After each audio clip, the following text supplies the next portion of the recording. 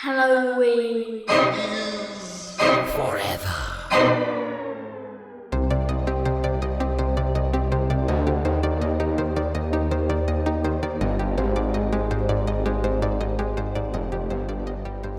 So it was kind of weird because New Year's Eve fell on a Sunday, right?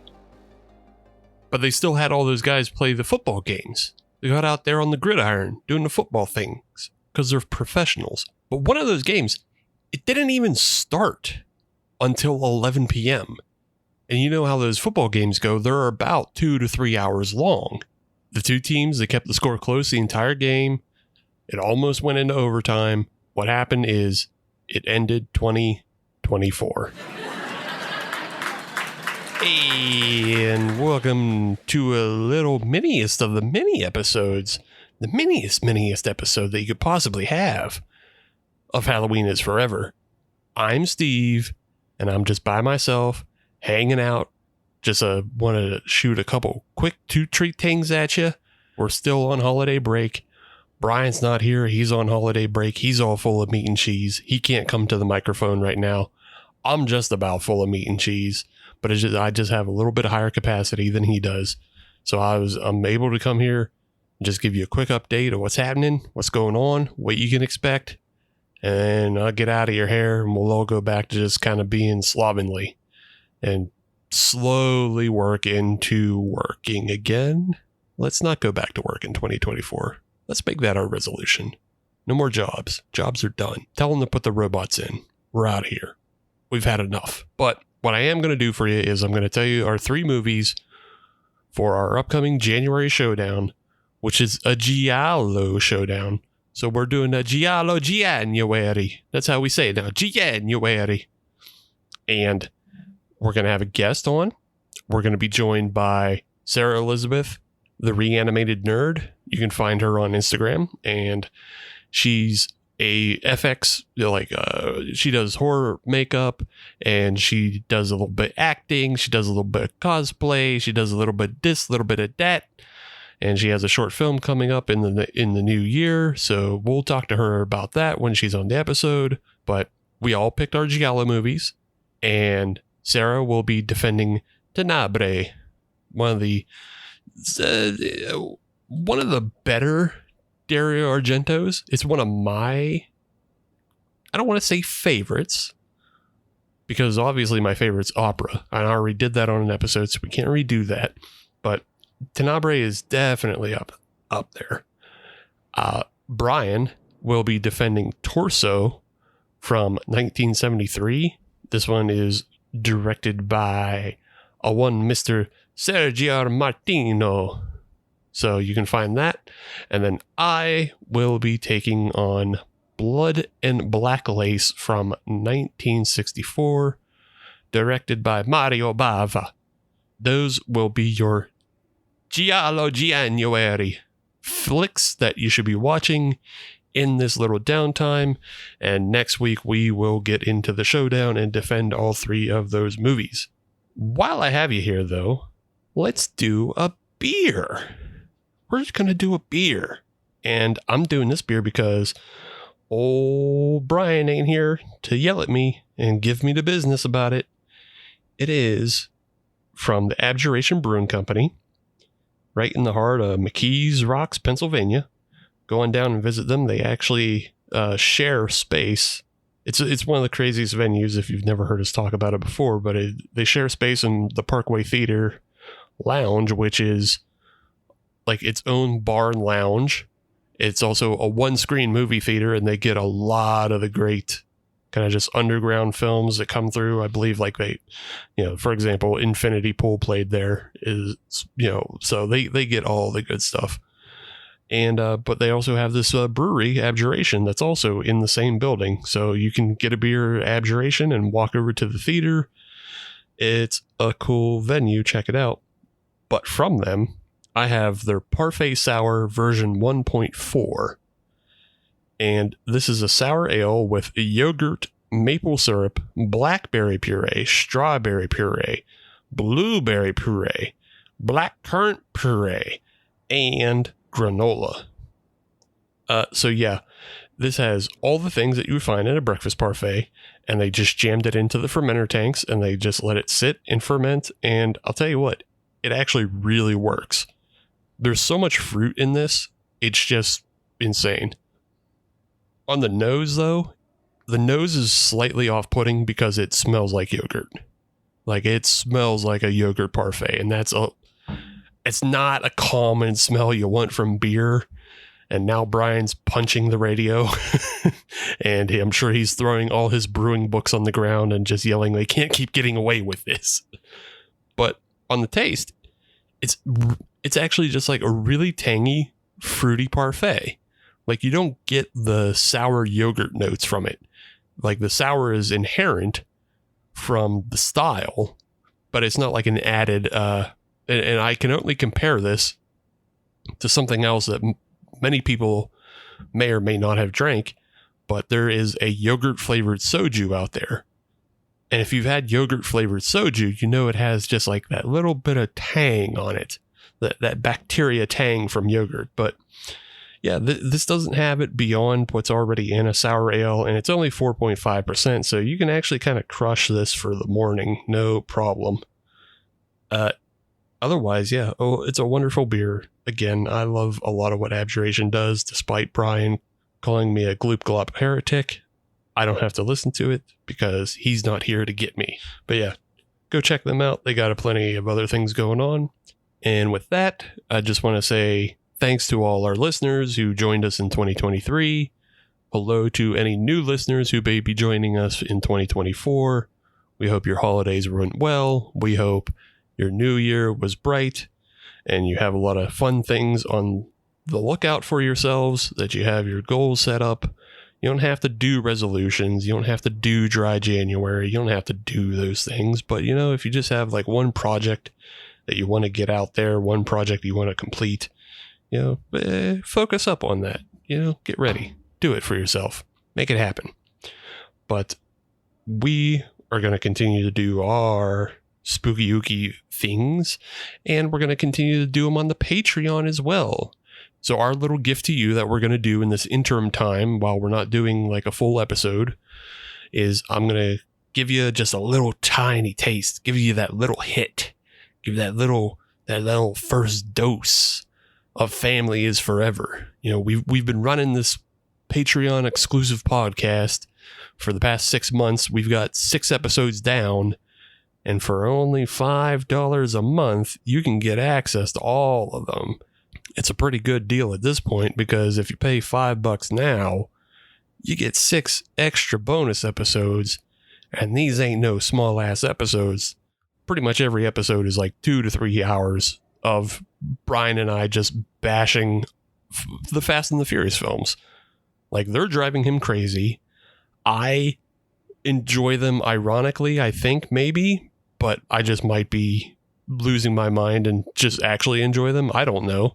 And then we come together and it's a catalyst, and Brian is upset and I'm not so upset. I'm just torturing him. And then eventually we'll run out of Fast and Furious films and we'll switch to something else. And then, you know, you get to listen to whatever Brian tortures me with. And that's just kind of what we're doing over on the Patreon. But if you like the episodes of Halloween is Forever, where we get a real stinkeroo of a movie and we can just kind of unload. I was thinking about this one because somebody brought it up on social media. Somebody brought up fear.com. Boy, is that movie a stinker. But Brian and I laughed our fucking balls off at that episode. You know, just make it because we're just trying to make each other laugh about, you know, a bad movie. And that's what we're doing with Fast and Furious. That's what Family is Forever is about. So jump on there. You get that $5 tier. You get all these 6 episodes.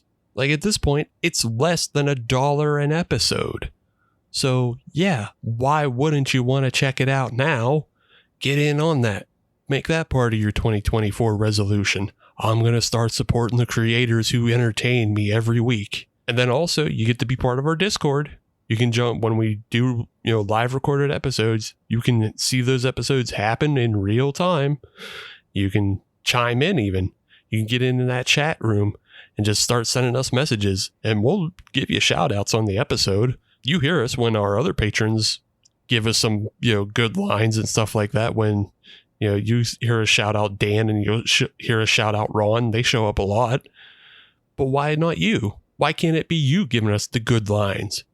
So hop on patreon.com/HalloweenIsForever to get all that. And don't forget to just follow us everywhere on social media or your favorite podcatcher and give it the 5-star reviews and all that kind of good stuff. We love it. So yeah, sign up now, be a part of it, and we'll continue to grow all this together in 2024. But for now, I'm going to drink my little parfait beer, and then I got a Jersey Mike's hoagie waiting for me. So I'm going to enjoy these things. You enjoy this little snippet of Family is Forever. And we'll all reconvene next week for Giallo January. Bye-bye. So, yeah. So like they said, this is like a throwback before Han goes to Tokyo, obviously. But then like, I actually don't even remember why I wrote this. I've watched this movie over the course of like 2 weeks. Sure. Like I really just couldn't. But there's I wrote down, quote, ride or die, remember? What happens there? What ride is or die? What, it's got to be. it's Letty and Dom. Yeah. It's got to be something Letty or said. Dom. Yeah. Because so here's what happened. I'm remembering this now because Dom is like, there's too much going on. You're gonna get in trouble if you keep hanging out with me. And Letty's like, yeah, ride or die, remember?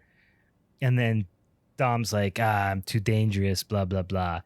So that's that's kind of how they set it up. Is like Dom tells her, shit's getting too crazy over on Dom Street. You got to get the fuck up out of here, right? So Dom creeps out while she's sleeping and leaves, just ditches her, right? He's wearing white jeans, by the way. I think it's important to point out. And he just leaves her, right? Because he's worried about her well-being, apparently. Cut to Paul fucking Walker doing a whole Men in Black fucking foot chase across the roofs in LA, just terrorizing people. Yeah. Like he does in every movie. He is the biggest like villain in movie history. And we're supposed to like him, and everyone likes him and wants to be him and fuck him. Meanwhile, he is an absolute fucking villain. He's just shooting randomly into crowds, chasing some random street tough. The whole thing, I just could not think about the meme of like Paul Walker all of a sudden jumping across fucking rooftops and shit. And I was like, Jesus Christ, it's Jason Bourne. I just kept thinking of that like meme thing. Jesus Christ. Do you think the filmmaker in this scene was trying to like say something about how far Paul Walker has fallen at this point? Like he's not the same Paul Walker because like one, he's in a suit. Paul Walker never wears a suit. He dresses like a douchebag wearing Dickies and shit. You know? Yeah. He's saying "cuh." You know, he ain't calling nobody "cuh" right now. He ain't. He's a suit. He's a suit now. He ain't got no "cuh." He's a suit. He's on a foot chase, so he's not in a car. How much does that gotta hurt him? Honestly, the most insulting thing you can do to a car guy, make him use his legs. Yeah. His legs aren't used to this. And then it's so disrespectful. He's basically chasing he's chasing like a Wish.com Dominic Toretto because it's just a bald guy in a wife beater who's just gonna like run down. But in this movie, it's an important distinction, and I think this is one of the most significant character development of Dom Toretto so far in this franchise. Is in this movie, Dom doesn't wear wife beaters; he wears thermals. He wears thermals. He's got some sweaters on. Happened to his, that's a big face turn as far as Dom's concerned. And they're white, so they're white still out. So that still means good guy. Still white. But anyway, so I'm essentially what happens is, surprise, surprise, Paul Walker, who is an FBI agent, like we said at this point, needs to get mixed up in street racing to catch the bad guys, because he always does, right? As always. It's just it's so stupid, but they're cartel bad guys, right? So Dom gets a call that Letty has been murdered. And I wrote good. I hate her. I wish everyone else would now get murdered, but unfortunately, I hope this continues. Yeah, this is a trend that I would like to see where this goes if everyone could be murdered. So now, you cut to Letty's funeral. Paul Walker and Dom are both watching the funeral from different areas, but from a distance kind of thing. But Right. Paul Walker they're basically waiting for Dom to show up to the funeral because they're going to arrest him because he's, of course, a fugitive. Mhm. But Paul Walker, they don't see him. They're looking for him. But Paul Walker, he can tell there's a disturbance in the force. Yeah. So he knows he's there. He can sense his big car muscles. He just doesn't know where. It's a real Commissioner Gordon Batman type dynamic they have going on. Yeah, you're right. Yeah. That is a good analogy. I have the note Juggalo funeral simply because all of the like tricked out cars that are pulled up to the funeral, Yeah. like it's not classy in the least. It's all white trash, and I can only just think of like Juggalo funerals where people bunch of like white people wearing do-rags at this funeral. Right. Like they're all just hanging around, like dumping out Faygo, going whoop whoop. Yeah. As they pay their respects. So Dom's sister is back on the scene. Great. Like she fucking is but she could her like, for as much presence as she has on screen, she could be replaced by like a strategically placed piece of fucking timber. You know what I mean? Mhm. Like she adds nothing. Yeah, she could have been a post-it note, but we have a character instead. She's here. She is here. Dom's Fast and Furious car is there. And it's cursed or something. I don't know. And Letty worked on it, and she put a cross in the mirror, so now the car's magic now, I think. But they never really pays off. But they never really pay that off. You know what I mean? Like they do.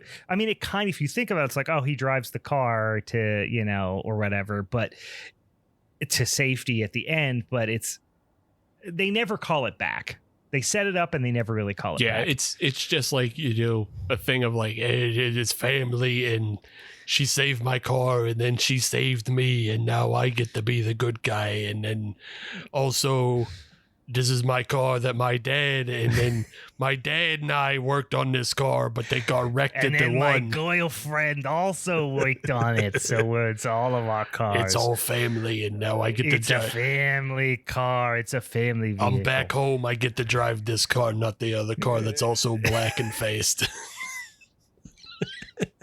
Black and face. So Paul Walker has to bust this. So the guy's name's Braga. He's the head of the cartel, and they're basically like, "Hey, Paul Walker, we gave you a suit. How come you haven't busted the bad guy?" And he's like, I don't know. I've been too busy. And they're like, well, you got 72 hours. So literally nothing. It's like you have 72 hours or nothing will happen. Yeah. We'll move on, I guess. Yeah, there's never any stakes. That's what I'm saying. Like, there's never any stakes. And even in this instance, with Letty dying, it has already happened. Right. So no one, like, there's no stakes surrounding it. The thing that you could say is like, oh, they look out for each other. They don't want Letty to die. They don't want the sister to die. They don't want, Dom's not going to die. Paul Walker's not going to die. Right. But a Goyle might die, like in Double Dragon. Like this, but it never actually is stakes. Right. It's the problem with writing Superman, really, is that Superman can't or won't die. So what you do is you put everybody else around him in peril. Right. But that's what they don't do in this movie. They don't put anybody in peril. Like if it was not that Letty died, but she was captured by Braga.